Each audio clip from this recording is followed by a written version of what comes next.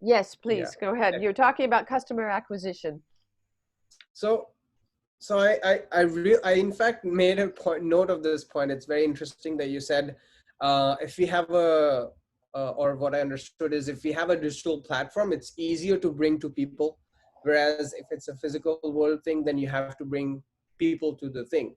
Yeah. Um, so that's interesting. And the other point was about access in the rural area. So talking about the rural area or that niche first, because I see there's a huge, not just in terms of economically, but there's also a gap in cultures or even languages, the biggest barrier.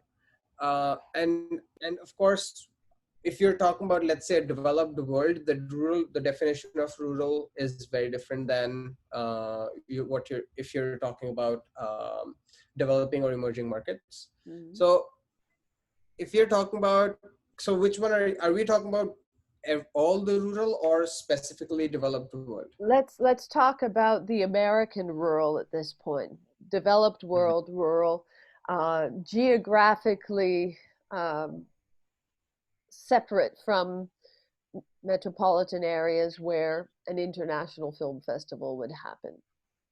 So remote. Remote. Hmm. Yeah. Okay.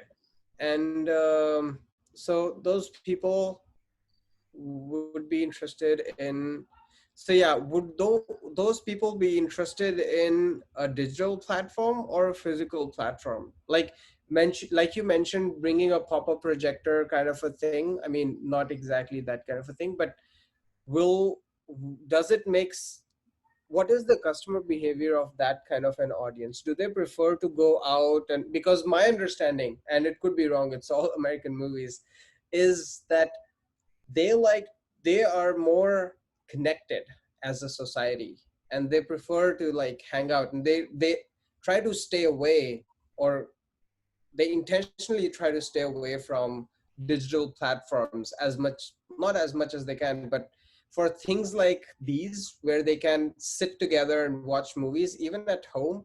I was watching this short video about introduction of TV in American society or Americans. Um, and the idea was, sorry, it was not introduction of TV. It was introduction of those TV meals that they watch with TV. Oh, So there was TV a dinner. reduction. Yes. That's great. There was a reduction in the amount of communication that happened amongst the family, and that in the longer run was considered as a negative impact. So I wonder, like, if you bring this kind of a solution in a digital format, have you asked them, have you taken some feedback? Would they be interested, or would they be kind of averse, try to stay away from a digital Just platform? just yesterday, we had an interview with a mother of a high school boy who did take to the medium, and it actually, because of the COVID, the whole family watched together, watched his assignment um, when he was still in school. So he had an assignment that required him to view a film, and his family participated in the selection. They agreed on two, one that the parents wanted to watch and one that he wanted to watch, and they watched them together. So the result was very positive. Um, I could imagine the TV dinner example happening too. There's a range, and this we would hope would be in within the curriculum in the school online hours, and how that's going to happen, we're not quite sure yet. We're considering the timing, once a week, maybe once a month, and it's much more of a show.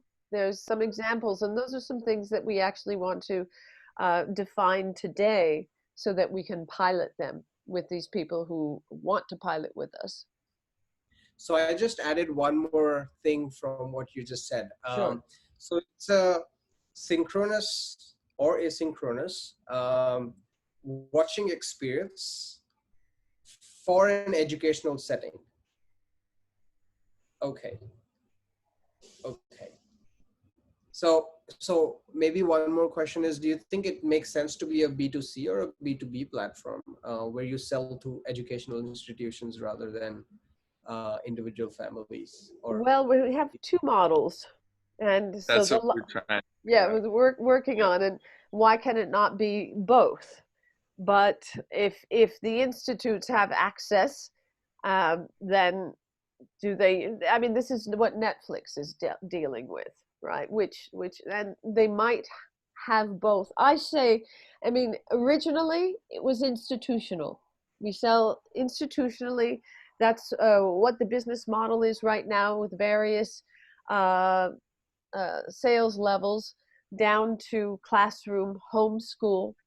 And the way I saw it was that the homeschool level could be a household, but the caveat was, if you wanted to declare yourself a homeschool, you needed to invite someone outside of the household to join you, so that it was not all family but a mix. So that actually might solve some of our sister school desires.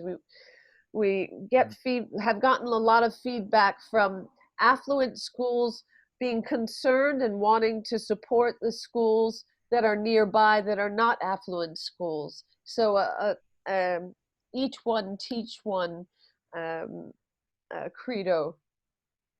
So another question that I just came up with is, um, what you just mentioned in the interview was about they being satisfied with the product, right? They actually got onto the platform because it was an assignment, right? uh-huh. So my question again is like, have you seen interest in people voluntarily coming to a platform like this, if it's not like obligated by an institution or something like that? Very good question. Very good question. We've been up through the pandemic, just since April, and there has been some, but it required marketing. So, for instance, I put a film of mine up and called it a reunion, and had all of the people who worked on the film come on, and I invited other people. So we got a bit of an audience there. So marketing has to happen, a pretty big marketing plan and execution would have to drive people in. So that the initial institutional sales was the way that I saw building um, home and individual sales. I see. Yeah, I might sound like a critique, but I just like to challenge the idea as much as possible so that I can get into details. So another challenge that I think that I personally feel is, I think if you mentioned it already that it's going to be during the school hours and all of those things, so that makes sense. But because otherwise it becomes challenging to have it, have multiple people manage their schedules, Hmm. uh, that too for a digital thing. But yeah, Well, um, yes, do you have any we've thoughts on that? created a schedule that looks at universal time, and we list all of the time zones so that, for instance, someone in Europe could meet us in the morning for a program, and someone in Asia could meet us in the afternoon for a program. And so we have to adjust at the moment. We have films for younger children in the morning, and 14 and up in the afternoon. And so the kids in Australia and Asia get to see the older films, and the kids in Europe get to see the younger films. But we have to work on the variability. And so one way we're thinking about is just directing it towards high school age. And Hmm. the Okay, yeah.